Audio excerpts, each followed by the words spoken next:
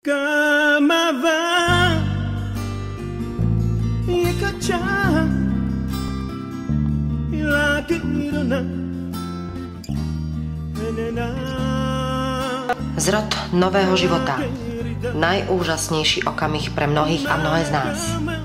Od týchto nevinných a bezmocných stvorení závisí budúci osud ľudstva. Aká zodpovednosť z toho vyplýva pre nás dospelých? Nikto z týchto úžasných bytostí si vedome nevyberie, do akých podmienok sa narodí. Majú všetky deti rovnakú šancu v živote, napríklad na vzdelanie? Ak nie, sú najväčšou prekážkou vo vzdelaní rodičia, podmienky, v ktorých vyrastajú, alebo za ich neúspech môžeme my všetci. S rómskymi deťmi pracujem, keď si to tak spätne zoberiem, okrem tejto školy, ešte som predtým pracovala na Gandhiho gymnáziu, tak to bude tých 10-11 rokov. Tie deti nevedia, nemajú ten úchop, to pera, tej ceruzky, nepoznajú farbu, tlačia na tú podložku, na ten papier veľmi, alebo zas naopak stretávam aj s tým, že veľmi zľahka, že vlastne ani nevidieť, čo píšu, že majú strach, nedôverujú si tie deti, majú málo tej seba dôvery a myslím, že je tam toho viac, určite aj tá rečová bariéra. Nejde o to, že by nevedeli po slovensky. Oni vedia po slovensky, práve že mnohí z nich vedia málo rómsky, lenže tá slovenčina je u nich, tak povediac ľudovo troška taká skomolená, je iná. Mnohým výrazom nerozumejú, s ktorými sa doma nestretávali a pritom u druhých detí napríklad je to bežné. Orientácia v priestore a podobne. Tieto deti vôbec nemajú nemajú podmienky na to, aby si napísali domáce úlohy. A tie deti, ktoré sú z Balkána, tak tie sú na tom proste lepšie. Tam dohliada aj rodič, tam je to naozaj tá spolupráca oveľa lepšia. To znamená, že čím lepšie podmienky sociálne, sú sociálne, tak je aj vybavenosť bytová, je všetko lepšie. Aj pomôcky si lepšie udržiavajú v poriadku. Tieto deti, ktoré sú proste z tejto lokality, tak tam absolútne im nemôžeme ani domov dávať. Všetko majú v škole, všetky učebnice majú v škole, aj zošity majú v škole a iba písacie potreby si nosia, ale aj to ako ťažko s nich dostať. Tak ja už v školstve robím 35 rokov. Od samého začiatku som robila s rómskymi deťmi. Jednoducho sú takíto. Nemôžem ich donútiť, aby sa umýli do biela, keď raz bielu pokožku nemajú. Čiže nemôžem ja od nich chcieť niečo, čo v ich mentalite nie je a čo nedokážu. Čo napríklad nedokážu? Je veľa vecí, ktoré zvládnu a ktoré sa dá postupne docieliť, napríklad aj tá hygiena a niektoré, no napríklad nie sú naprogramovaní na dlhú výdrž. Deti nie sú naučené doma robiť s drobnými predmety, skôr také hrubé manuálne práce.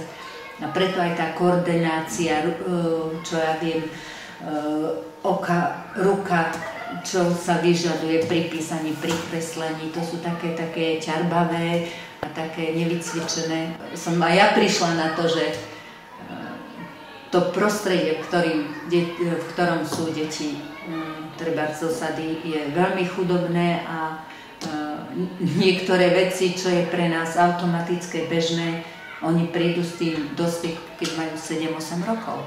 Tak čo potom chceme? Aby hneď vedeli, že ako sa majú správať, musíme ich to najprv naučiť a to trochu trvá. No, najhoršia je asi dochádzka. Potom by som povedal, že asi hygiena je dosť zanedbaná. Rodičia sú dosť prístupní, teda mojim slovám, ak ich upozorním, tak dá sa to zlepšovať. A čo sa týka dochádzky, je to dosť ťažké. Na výzvu sa vždy dostavia, ale s tými ospravedlnenkami je to dosť problémové. Majú samozrejme tú štartovaciu čiaru troška inú, zníženú oproti druhým. Je tam ten handicap, že nechodili predtým do školky, že sa s nimi nepracovalo. Ale dá sa to dobehnúť, dá sa to pri dobrej voli zvládnuť, len keby tá dochádzka bola pravidelná. Ale bohužiaľ vždy mám takú skúsenosť, že ten prvý mesiac, ešte aj druhý to beží ako tak, ale už pred Vianocami začnú tie problémy. Proste vždy je tendencia predĺžovať si ako prázdniny, takisto tá chorobnosť je veľká. Nechcem všetkým krivdiť, že je to naschvál, ale tá chorobnosť je veľmi veľká u rómskych detí. Zrejme má na tom podiel aj vlastne, by som povedala, kvalita bývania. Rómski rodičia, pokiaľ ide o vzdelávanie svojich detí, bohužiaľ musím priznať, že niekedy sa to aj mne tak javí, že veľmi mne záleží.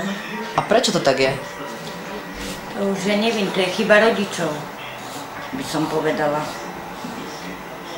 Sa vyhovárajú, deti nemajú treba z 10, hej, a preto ich nepustím do školy, alebo čo ja viem čo. Aj teraz nedávno začal školský rok a už polovica detí doma. A aký na to mali dôvod, viete? Hrajú sa. Nejdu do školy, hrajú sa. Dôvody, ľahostajné matere, čo vám poviem. Myslím, že ten problém je aj inde, že pre nich je problémom to dieťa poslať upravené do školy, aby bolo čisté, možno, že treba také malicherné, no pre nás malicherné, že neuschlo prádlo, tak nepríde to dieťa do školy pondelok, pretože si nemá čo obliecť. Zrejme, ak má jedné nohavice slušné a neuschli, no tak nemôže. Ťažko je to posudzovať. Je to pravda, že nemáme záujem o vzdelanie my Rómovia? Prečo by sme nemali? Máme. My keď sme aj vyučení, tak robotu nechytíme. Vy si myslíte, že čo? Ja som vyučená čašný kuchár a keby som kdekoľvek išla, tak ma nezoberú. Radšej zoberú bezdomovca nejakého, ale to bude gádže. Nebude to Rómka. Určite. No. Takže moje deti sú všetko vyučené. Každý jeden a sedia doma. Nemajú robotu. No, nemáme šancu my. Tak tu je ten kameň úrazu.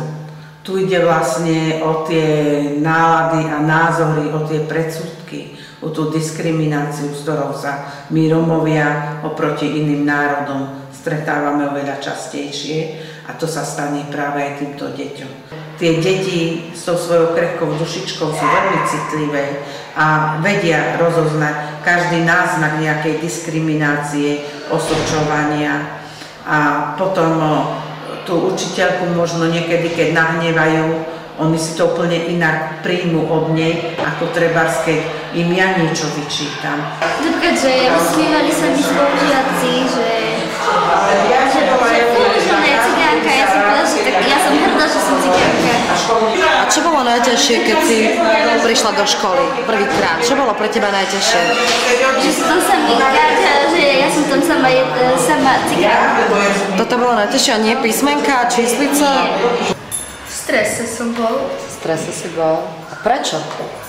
Nie, lebo som ešte nechodil teda do školy, iba som nastúpil.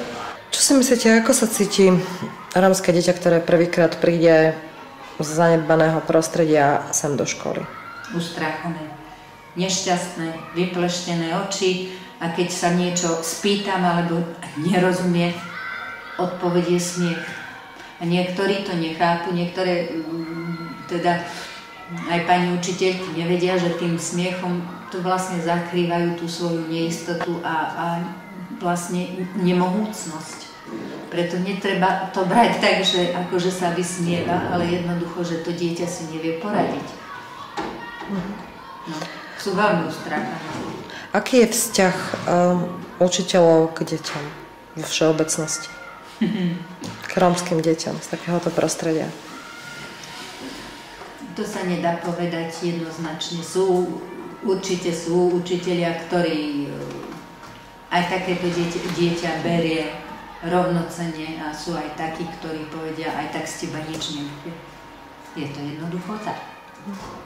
Teraz, ako začal do školy týždeň chodiť, tak zobral si autičko do školy a rozbil. A učiteľka pred celou triedou povedala, že proste on si môže dovoliť, že autičko rozbiť, lebo že oni sú sociálne dávky, berú a že to majú za korunu aj obedy. Pred celou triedou povedala. a že my na nich platíme dane. A chlapec plakal, nevedel, že čo to je, prišiel domov a pýtal sa odo mňa. Ja keď som prišla prvýkrát do školy, no tak som sa cítila zle. A prečo? Lebo som ešte nepoznala nič z toho. A išla som iba prvýkrát. A aj si sa stretla niekedy s tým, že ťa nechceli spolužiaci? Veľakrát. A aké to je? Zle. A chcel sa ti potom chodiť do školy? Ani nie. A myslíš si, že by sa ti posmievali, keby si mala blond vlasy a modré oči? Nie. A keby si mala možnosť sa znova narodiť, chcela by si sa narodiť radšej ako blondína, krásna s modrými očami, alebo takto, ako si teraz? Takto, ako som teraz. A prečo? Lebo takto mi je lepšie. Aj keď sa ti posmievajú? Tak im to vrátim. Ja verím, aj chcem proste veriť, že áno, že sú učitelia takí, ktorí dávajú šancu aj rómskym deťom, ktorí dokážu stmeliť kolektív. Len pravdu povediac, nie je ich stále dosť.